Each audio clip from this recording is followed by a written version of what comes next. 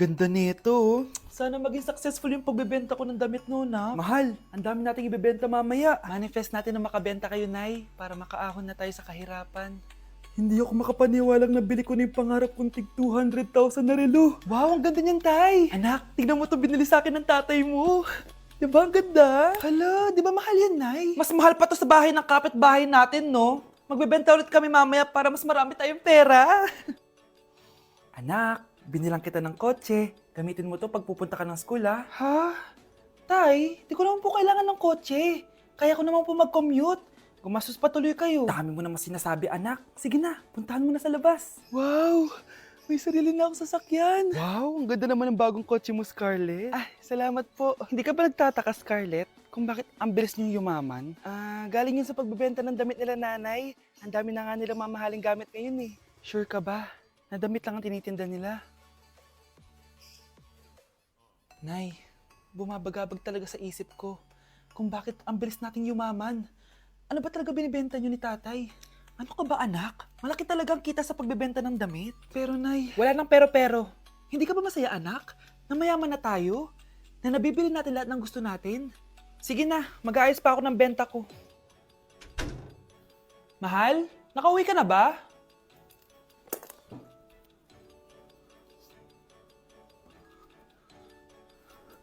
Ano ba talagang laman neto? Nagbebenta sila ng laman loob ng tao. Wow! Sobrang ganda, mahal! Buti naman nagustuhan mo, mahal. Nga pala, kinuha ko na yung laman loob ng kapitbahay natin. Si Rosa? Malaking pera na naman to. Mahal, hindi dapat malaman ni Scarlett to, ha? Ano yun? Nasaan yung ledger? Nandito lang yung kanina. Ba't mo winala yung ledger, mahal? Nandun lahat ng mga sikreto natin. Sinong tao dyan? Kapag pinirmahan mo to, akin na lahat ng mga kayamanan mo. Oh, pirmahan mo na. Tita, wala naman ako field trip ah. Hindi pa ba sinasabi ng teacher niyo na may field trip kayo? Anak, okay lang. Pipirmahan ko na to para makasali ka sa field trip niyo. Walang iya ka talaga, Rosa. Wala ka talagang titira sa akin, ha? Manda ka talaga sa akin. Mabilis ka talagang utuin, Susan. Salamat, Mare. Ramon, napapirma ko na siya. Atin na ang bahay, pera at mga ari-arian niya. Magaling ka talaga, Rosa. Kaso kailangan na natin kumilos na mabilis. Kasi sabi ng doktor, nagre-recover na yung mata niya. Ano? Kaya bukas na bukas din, papalayasin na natin sila. Total, nakuha na natin ang gusto natin. Nay, bakit mo pinirmahan yun, ha? Maliban natin kung ano nilalaman ng papel na yun. Huwag kang mag-alala, anak. Malapit nang matapos ang maliligayang araw ng tatay mo at ng kabit niya. Tita, bakit may dala kang maleta? Aba, syempre. Lilipat na ako dito sa bago kong bahay. Ano? Tay, ano ibig sabihin nito, ha? Nakalagay dito sa papel na pinirmahan ng nanay mo na amin na tong bahay, mga sasakyan niya at ang mga pera niya. Napakahayop nyo! Bakit ang ingay? Ano nangyayari? Nay, kinuha na nila lahat sa atin! Ayan, magsama kayo mag-ina. Ngayong nasa amin na ang lahat, pwede na kayong lumayas. Ramon, magse-celebrate tayo, ha? Ang galing nyo din, no? Ha? Nakakakita ka? Bago kayo mag-celebrate, i-check nyo muna kung pirma ko ba talaga yung nakalagay dyan. Hindi pwede to! Tay!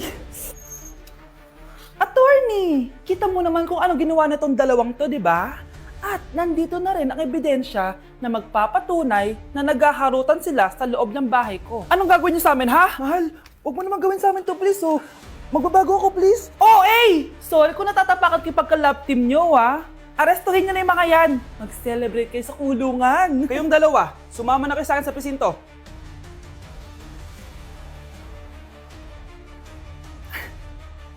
Anak, nakita mo ba yung cellphone ng tatay mo? Nilagay ko dun sa loob ng kabaong niya bago siya ilibing. Ha? Ba't mo naman ginawa yun, anak? May mga importante laman dun. Baka sakaling buhay pa siya para matawagan niya ako. Ay, Diyos ko talaga tong batang to.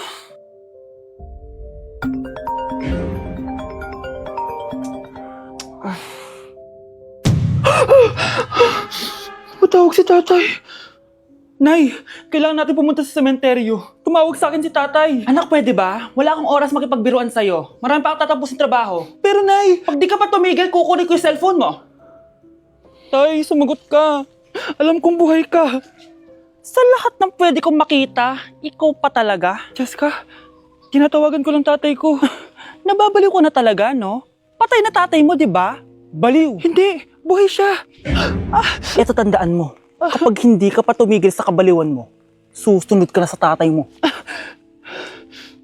Sinabihan akong baliw ni Jessica tapos sinaktan niya ako. Totoo naman, di ba? Nabuhay ka.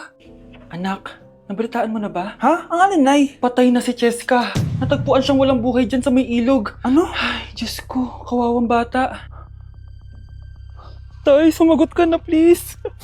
Ikaw! Ikaw ang pumatay sa anak ko! Ano? Eh, siya nga to ng away sa akin eh. Ikaw ang huli niyang kasama. Tandaan mo to. Isusunod kita sa tatay mo.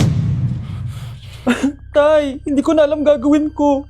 Sinisisi ako ng nanay ni Jessica sa pagkamatay ng anak niya. Natatakot ako. Anak, yung nanay ni Jessica. Oh, Bakit, Nay? pinatay daw. Binitin sa may puno. Ano? Nakakatakot na dito sa barangay natin, anak. Sinong pumapatay sa kanila? Nay, may tao. Sino po sila? Magandang araw po. Ako po si Detective Jason. Ako ang may hawak sa investigation case sa pagkamatay ni Cheska at ng kanyang nanay. Bakit kayo nandito? Dahil dito,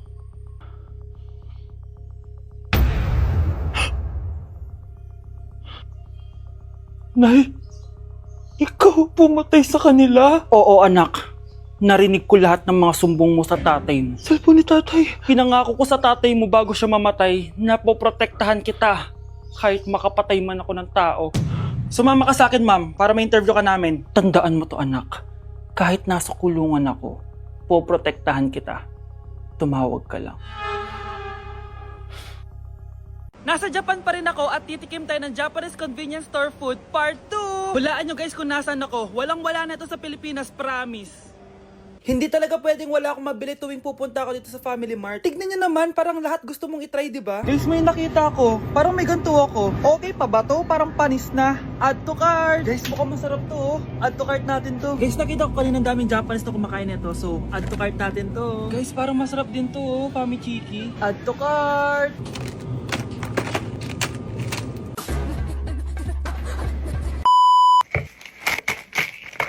Tikman na natin! Una natin titikman na itong mukhang baya. Bakit kaya ganito kulay niya? Ito yung amoy niya, amoy mani. Unang kagat. Masarap siya pero lasa siyang mani. Okay. Masarap siya. Sarap siya. 7 out of 10 to. Next natin tong Famichiki. Tignan nyo guys, grabe. Walang buto to ah. The best! Pupunta talaga ako ng Japan para lang dito. Buhay ko out of 10 to guys. Next, mag-drinks muna tayo. Sarap. Wala akong masabi. Ang sarap niya. 10 out of 10 to sa akin. Ang daming Japanese na kumakain nito kanina. So, try na natin kung masarap ba talaga. Parang siya marshmallow. Ayos yan. Masarap siya pero medyo matamis siya. Mahilig sa matamis. Sarap! Okay. Next natin itong palaging kinakain ni Honey Bunch. So para siyang pandesal na may feeling sa loob. Dami pala niya. May laman siya guys. You know? Masarap siya pero wala siyang lasa. O yun naman, magko-comment na naman masarap pero walang lasa eh. I'll give it 7 out of 10. Next natin tong parang mushroom na parang chocolate din. Next natin tong ganito yung itsura niya.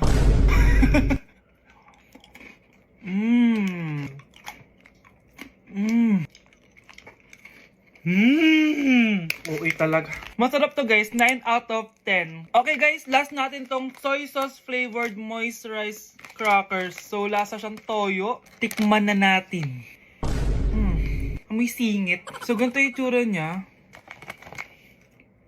May singit. Wag nyo try guys. 1 out of 10 lang to. So yun yun lang naman guys, no? Kung gusto nyo ng part 3, mag-comment lang kayo dyan. And malapit na kami umuwi sa Pilipinas. Bye-bye! Nandito ako sa Japan ngayon at titikim tayo ng Japanese convenience store snacks. Hulaan nyo kung saan ako pupunta, walang gato sa Pilipinas. Grabe, the best talaga ang 7-Eleven sa Japan. Parang lahat ata ng gusto mong bilhin nandito na. Sobrang dami! Let's try this, oh. Ano kaya to? Mukha siya mochi. So, let's buy. Oh, may brulee sila guys, oh. Siyempre, add to cart. Parang sikat din to. Kainin natin guys, tara. Add to cart. Yakult ba to? Ang laki ng Yakult nila dito, oh. Add to cart. May Japanese, oh. Arigato. Tikman na natin. Una natin titikman itong pudding.